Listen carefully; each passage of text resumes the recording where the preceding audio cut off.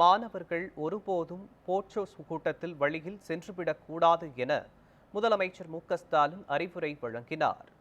Trichy Jamal Mohammed கல்லூரியின் பவள விழா நிகழ்ச்சியில் கலந்து கொண்ட முதலமைச்சர் மு.க.ஸ்டாலின் குளோபல் ஜமாலியன்ஸ் பிளாக் எனும் கட்டிடத்தை திறந்து வைத்தார். இதனைத் தொடர்ந்து நிகழ்ச்சியில் பேசிய அவர், தமிழ்நாடு முழுவதும் பல்வேறு ஆய்வுக் கூட்டம், அரசு நிகழ்ச்சிகளில் பங்கேற்றாலும் உங்களை போன்ற இளம் மாணவர்களை சந்திக்கும் போதுதான் தனக்கு எனர்ஜி அதிகமாகிறது என்று கூறினார். நாட்டின் வளர்ச்சிக்கு அடிப்படை கல்வி அவசியம் என்பதால் திமுக அரசு கல்விக்கு முக்கியத்துவம் கொடுத்து வருகிறது என பெருமிதம் தெரிவித்தார். மேலும் கல்வி கற்பதற்கு பொருளாதாரம் ஒரு தடையாக இருக்கக்கூடாது என்பதற்காக மாணவர்களுக்கு பல திட்டங்களை அளித்து வருகிறோம் என்றும் கூறினார். கல்விக்கு அதிக அளவு முக்கியத்துவம் கொடுத்து ஏராளமான திட்டங்களை செயல்படுத்திக்கிட்டு இருக்கோம். இங்க ஏராளமான மாணவர்கள் இருக்கீங்க.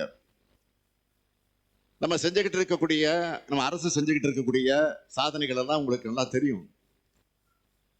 உங்களோட திறன் மேம்பாட்டுக்கு துணை நின்று இன்னைக்கு பல்வேறு உயர்ந்த பொறுப்புகள்ல நம்ம தமிழ்நாட்டு மாணவர்கள் உட்கார அடித்தளமாக இருக்கக்கூடிய திட்டம் தான் நான் முதல்வன் திட்டம். கல்விக்கு பொருளாதாரம் தடையாக இருக்கக்கூடாதுன்னு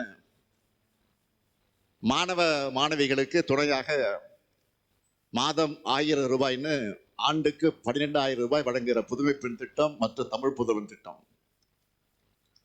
அது மட்டுமல்ல, கல்லூரி கனவு, வெற்றி நிச்சயம்னு பல்வேறு திட்டங்கள் மூலமா தமிழ் சமூகத்தை அறிவு சமூகமாக வளர்த்தெடுக்கிறோம். புதிய வாய்ப்புகளை உருவாக்குறோம். அந்த வாய்ப்புகளை பயன்படுத்தி கொண்டு இளைஞர்களை நீங்கள் ஊக்கப்படுத்திக் கொள்ள வேண்டும். எப்பவும் இளைஞர்களுக்கு துணையாக இருக்கும். எல்லாருக்கும் எல்லாம் என்பதுதான் நம்முடைய மோட்டோ. இதுதான் திராவிட மாடல்.